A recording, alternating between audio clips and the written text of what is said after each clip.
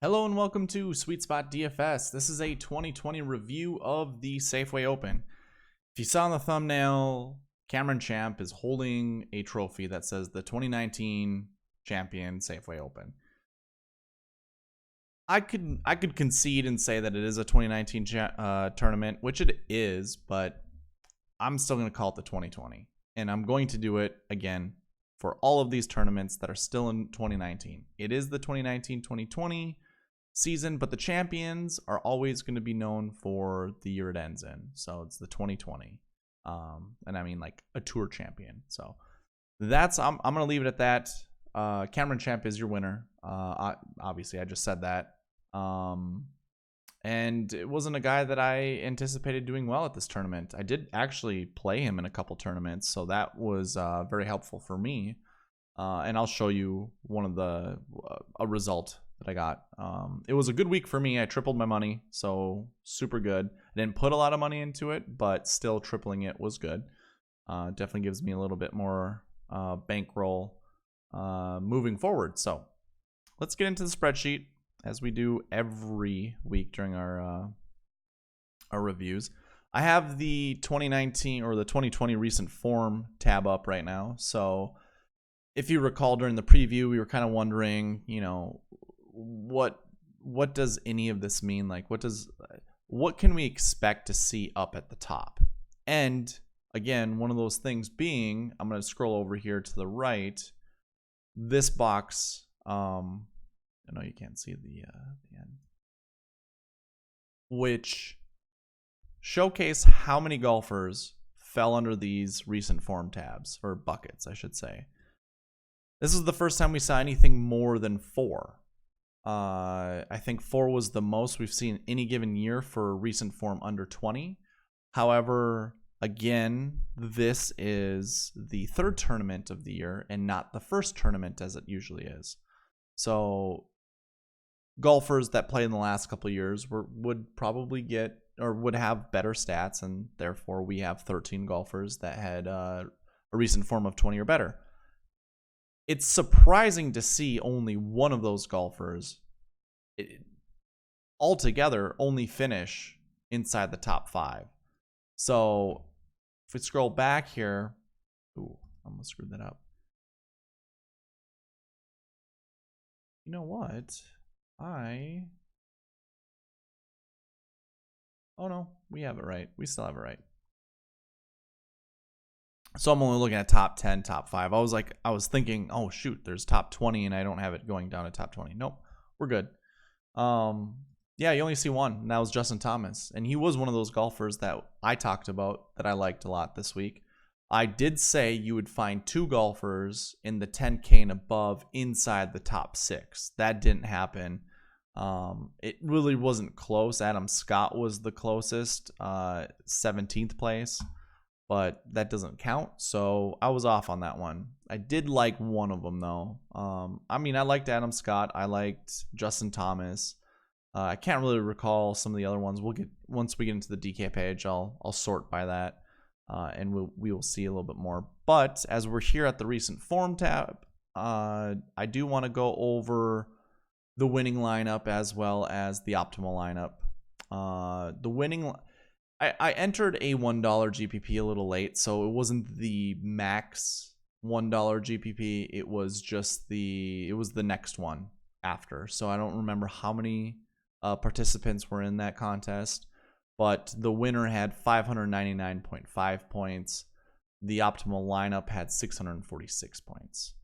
So winner went with 49,500. He left or she left 500 on the table. Optimal lineup required you to leave 3,400 on the table.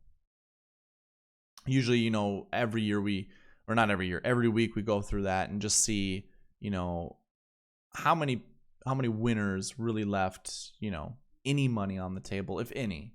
Last week was 50,000 the guy had. The week before was 50,000. And this one was pretty close, 49,500. So I'm guessing, there was a placeholder lineup and just pivoting off of players, getting 500 less. That's how that person got there.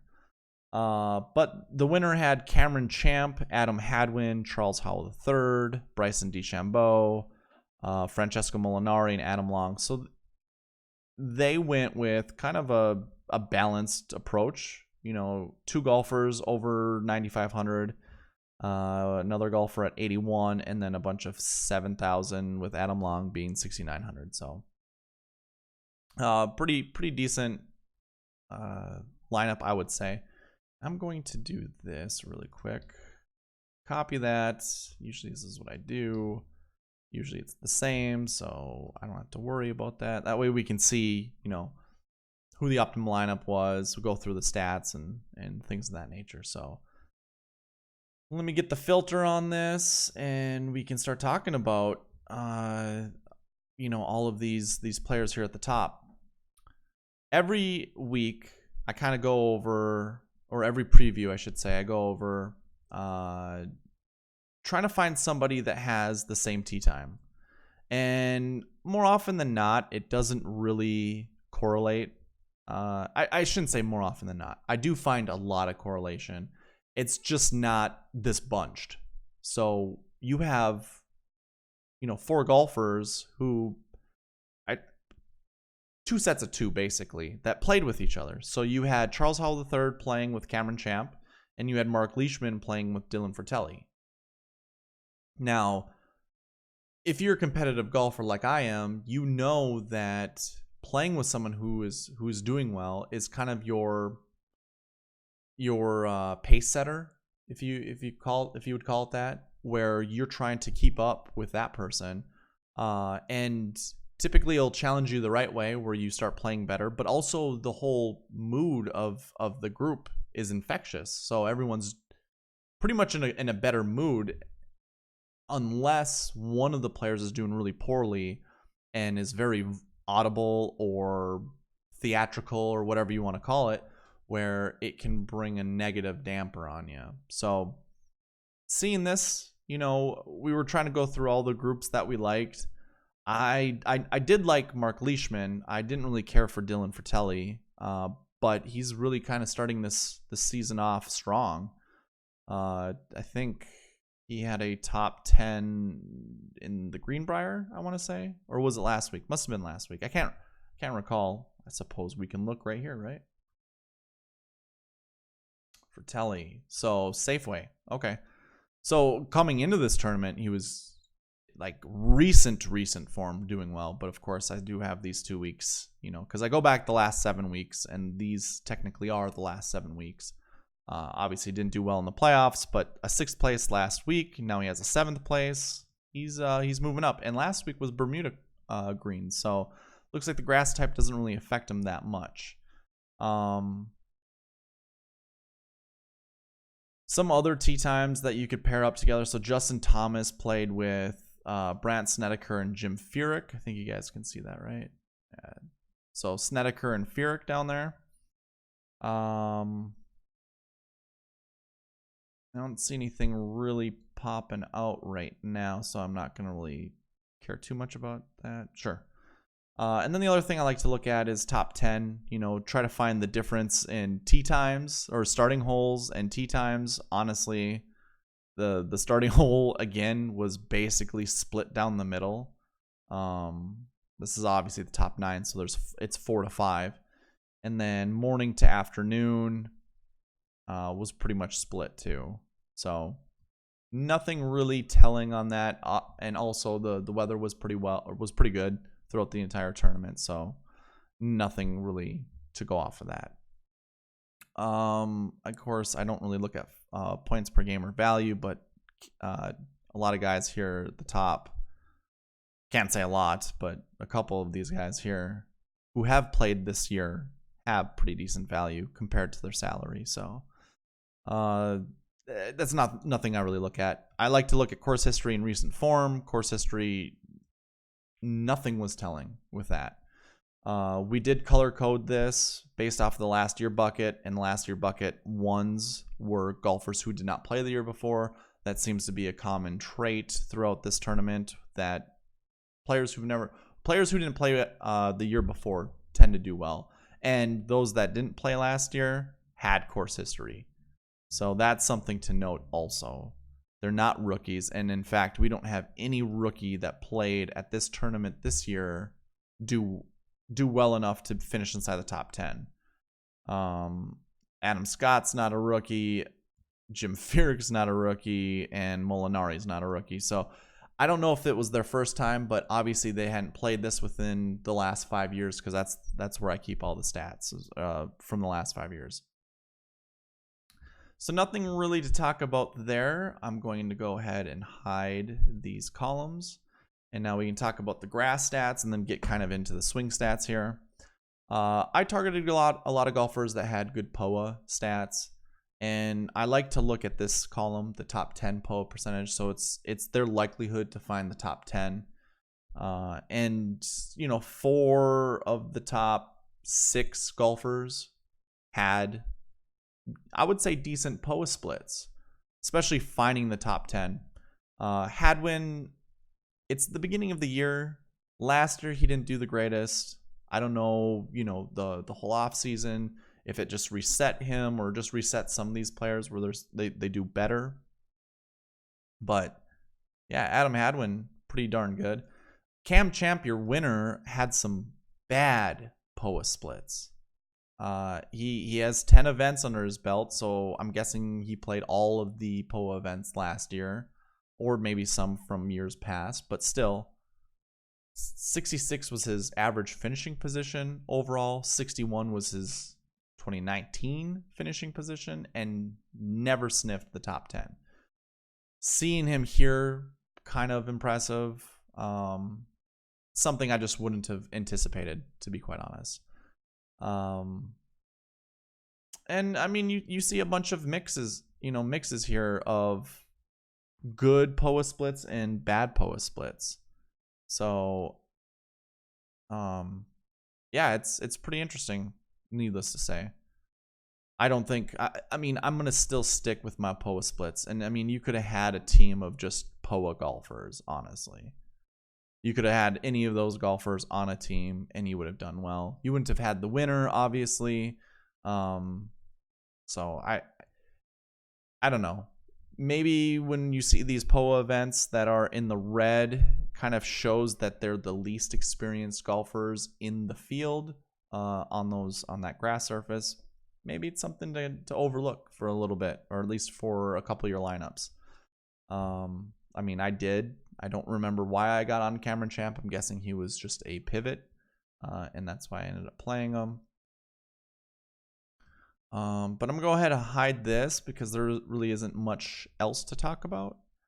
And get into the swing stats. Actually, I'm going to hide all of this too, and we'll just get into their rankings in the field because that's kind of easier to look at, in my opinion. Okay. Cam Champ, obviously your winner, had, and obviously being as deep as he is with his driver, he's number 1 off the tee. With all of his stats together, he is 6th tee to green, putting near the bottom. I mean, these dark red stats indicate that they are at the bottom of the field. And the birdie or better, not the greatest. So, of course, Adam Hadwin, Justin Thomas, Charles Howell III, we could have looked at their 2019 stats and probably, they would have been right up at the top. Obviously, Justin Thomas would have been. I'm not sure about Adam Hadwin or Charles Howell III. Howell III is usually a good ball striker. So is Hadwin. So maybe ball striking helps a little bit for them. Here's Fratelli down here with, again, he's playing pretty darn well. So his stats look really good. But the rest of them, you really can't tell. And this is just 3 weeks of stats. So as much as I'm kind of a downer on swing stats, I will say we don't have a lot of data for this season to go off of. Golf fluctuates up and down a lot. And honestly, this is golf. So Mark Leishman played, I think, at the Greenbrier and withdrew. terrible stats, but that doesn't tell who Mark Leishman is. Mark Leishman's typically a good golfer, and he typically has good stats. So seeing him with bad stats this early on, really not a telling. Well, they're just not telling statistics. They're not good to go off of. So yeah, I mean, rolling stats, if I were to look at them, I'm sure we probably would see. In all honesty, I don't know what we would see, because I don't think from 2019 Cam Champ had the greatest stats. I also don't think Adam Hadwin had the greatest stats. I do think Justin Thomas and Charles Howell III did, and Mark Leishman was right in the middle. Like he hadn't done that well last year. So yeah, I can't really say much about the stats, but it's good to look at this. I mean, for you guys to see it also. For the most part, my picks did well. Matsuyama missed the cut. Cantley had a bad Sunday. Adam Scott was okay. I mean, he was top of the leaderboard after the first round, and then kind of came back to earth a little bit. Snedeker kind of had a decent finish. Like, it wasn't the greatest, but it wasn't the worst. My mid-tier plays didn't really pan out. Luke List missed the cut. I think Stanley finished somewhere down at the bottom. Harris English looked good, but he also didn't finish very strong. Furyk was a good play. Really liked Furyk. Adam Scott, Snedeker. I didn't really care much about Francesco, nor did I care about DeChambeau. I just didn't like their stats, and obviously, if you would have played them, I mean, this guy played both of them and won the tournament, or his contest he was in, but he obviously could have substituted them for like Leishman and Fratelli, or Leishman and Morikawa. Although I do believe DeChambeau, no, he didn't score more than no, he didn't score more than Morikawa. So I think it was a good week overall. I will show you my tournament. So here I am, 7th in the Dime Time contest. The one came. I don't play, high entry fee tournaments. I'll just put, especially in these earlier tee time or these earlier contests, I'll just put, small amounts of entry fees in because I just want the data. I also do want to play well, but my bankroll isn't the biggest. So this was helpful. It was $25 for 7th. I only put in 10 cents, so that was a pretty good ROI. And then I think my other lineup did decent. Yeah, 19th. And that was just trading, I think Morikawa's in this instead of Justin Thomas. And then I can't remember who the other guy was. Oh, Patrick Cantley. So that was kind of my mix. Otherwise, I kind of stayed the same. Max Homa also. Oh, no, he was here. So Hadley, Homa, and Cameron Champ kind of were my anchors for that lineup. And I really didn't. I think I was just on these guys by chance, and how I import my lineups is just by random. I usually create. I mean, if you guys have seen the Mass Enter YouTube video that I have, I think I go over it where I put a 7th column next to the lineups where it's just a bunch of numbers. And then in that import spreadsheet, I just sort by random sorts. And then my last sort is that last column. And that just gives me, I can't biasly put lineups into my contests. And that's kind of my biggest bugaboo, because when I do play the higher stake tournaments, I get very biased and I only play the lineups that I think are going to do well. And then I kind of pigeonhole myself in being stuck with bad lineups on all of the contests I could win the most money in. So I'll, typically I play like 10 Dime Time lineups, and I'll play like 4 to 8 quarter jukebox, and then I'll play 1 to 3 $1 contest, one of them being a GPP. And then sometimes I just round it off with either a $3 or $5 tournament, whatever that big one is. And if I were to ever make lineups where I consciously know where they're going to be, I would probably have Justin Thomas in all of those lineups, which didn't hurt me, but let's say that guy was Hideki Matsuyama.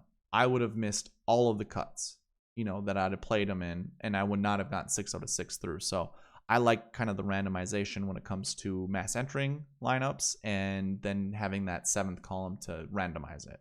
That's kind of my like lineup generator in a way. So yeah. I was just thinking about I could show you what my lineups were, but I don't have that sorted out, and I'm not going to take that much time out of your day. I'm going to leave it at this. So hopefully you guys did well. I did pretty decent. I was pretty excited about my my return. It'll help play some tournaments going forward. So anyways, thank you for watching. Please leave a like if you liked it. Comment how you guys did. I'd like to know. And if you followed my advice, did it get you any money? Subscribe if you haven't, and I will see you during the preview for the Shriners next week. Bye.